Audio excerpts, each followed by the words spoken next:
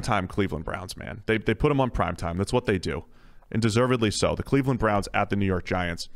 It's Sunday Night Football. We screwed up this week, Sam. We screwed up on the PFF Daily. We made a mistake. Okay. We didn't cover the Browns and Ravens the day after on the Daily. We're gonna rectify that because we haven't had a chance to discuss Poop Bowl or whatever you want to call it now. The Lamar, Baker. He claims it wasn't. He claims it wasn't. You know, it was nothing untoward. It was just cramps. Now I need. What it reminded me of course, was the time that I took the time out to discuss the food poisoning incident of the 2007 Nashua Pride and how I was right at the center of poisoning my teammates. Day that will live in infamy. Yeah. I forget which podcast we did. There was sometime this offseason where you actually gave me the floor to spend a few minutes telling that story. We got to dig it up because I think it was worth it. But that was a similar situation where our 300-pound closer, our pitcher, had to sprint across the field to get off, to get to the locker room because, as he said, Estomago no bueno. So I had flashbacks of all of that. The thing that was crazy was Lamar comes back out like as soon as McSorley goes down. What did he? He's like ripped the IV out. It was just like, I'm in. Let's go. I'm not waiting for this thing to finish. I got to go. He was on the way already, right? Like at the point where at the point where it's like, okay, seriously, Trace McSorley's out here. It's not going well. You need to be back pretty quickly. I think he was, working to get out there as quickly as possible. It just happened to time well. From a Cleveland standpoint, I think the narrative is hilarious that they have a better record than the Ravens, and you're of the mind, and other people are of the minds that this game showed that they could hang with the Baltimore Ravens. Explain that. Not even necessarily. Baltimore is not the specific team is not the point. The fact is that the first time they played against a legitimate defense and one that gets creative, Baker Mayfield and the Browns offense imploded and just was a complete train wreck, right? Had no shot. They couldn't win a game based on that kind of performance against a team like that. When they played Pittsburgh, same kind of thing. Aggressive defense, not as creative as Baltimore's, but probably better across the board in terms of talent that they have available to them. Same thing. Cleveland, absolute train wreck on offense. Their three worst games on offense have come against the three best defenses they faced, which is fine. But when you get to the playoffs, those are the teams that stand between you and a Super Bowl or any kind of run. So no amount of like beating up on crappy defenses is going to change the ultimate story other than, okay, now you're actually going to get to the postseason. But what is going to happen when you get there? Are you capable of even being in a game with any of these teams that have already blitzed you off the field so far this season? So for them to come back, and I don't even care that they lost at the end, for them to have that kind of performance on offense against Baltimore's defense, knowing what we know about the first time that went, I think that's really encouraging for this offense. They showed that they can play a game fundamentally well against those teams. Baker Mayfield didn't have a disaster. It was a really bad interception, but outside of that, Baker Mayfield played pretty well. I think it's encouraging, even though they were the better team on paper based off record alone. Yeah, it's not. I don't think it's not a crazy take. It's not a crazy take, but it is just funny to me that the Browns are still ahead of the Ravens in the standings, and we're viewing them through that lens.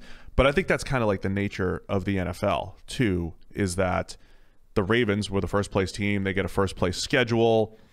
They've had to play more difficult teams. They've had to play, they had to play the Chiefs early on and things like that. So that is why the standings change a lot. That's why the NFL surprises us year over year. They're also coming from different directions in terms of perception. So it's always there's always going to be like a crossover period where you're not quite buying it. When a team that you thought was really good goes past a team that you thought was really bad in terms of like standing or just general percent. There's always going to be a little bit of a lag period where you're like, well, they're probably going to bounce back at some point, or it's going to reverse. It's not quite what we're looking at. My point is that what if the difference in the Ravens and the Browns is legit? Like the three of the Ravens losses came to the Chiefs, first place team that they had to play, the Titans, first place team that they had to play, and the Patriots, first place team that they had to play, that the Browns haven't played. Right? So, they played the Titans, but they had to play. Destroyed them. They did. So 2 teams. Anyway, The Patriots would be an interesting one, though. If Cleveland had to go up against that kind of defense, that'd be a great matchup. My point is that Baltimore, that like the little differences in schedule sometimes might make the difference here, to where we might still believe that the Ravens are a better team despite a different record from the Browns. I'm with you though I'm encouraged by the Browns offense, and I want to view it through a positive lens for the Browns because, you know me, weather guy and indoor guy, the weather has affected their offensive numbers. They played in some of the most ridiculous weather in the middle of the season, and since that point, they've been excellent. And since OBJ went down, whatever the narrative is that you want to create, we've seen Donovan Peoples-Jones essentially become a better deep threat. We've seen Jarvis Landry and Rashard Higgins, despite his he had officially 3 fumbles in the game because of the laterals at the end, but 2 real fumbles in the game. Despite all that, you know, a solid possession guy. They use the tight ends well. I like the way the Browns offense is working. They put up like 1 million points, and they had a bad interception from Baker and back-to-back fumbles from Rashard Higgins. Like, they threw the ball away a lot for a team that racked up a ton of points. Like, that offense is firing. It's really difficult to stop. And, I mean, the thing I tweeted was, I don't care if they win or lose at this point late in the game. You don't want to play that team in the playoffs. And I know their defense is giving up a ton of points. Doesn't matter. You do not want to play a team that is capable of winning in that many ways on offense. And that's the key. And with a quarterback that whatever flaws he has, again, terrible interception, he will stand back there and sling it 1 million times in the game if he needs to, or hand it off. Like, Baker Mayfield will go down swinging in a way that, again, I don't want to face that team if I'm in the AFC playoffs. It's going to be a great battle against the Giants. That's who they're playing here. Because if you look at Freddie Kitchens' revenge. Oh, yeah, so explain what's happening here.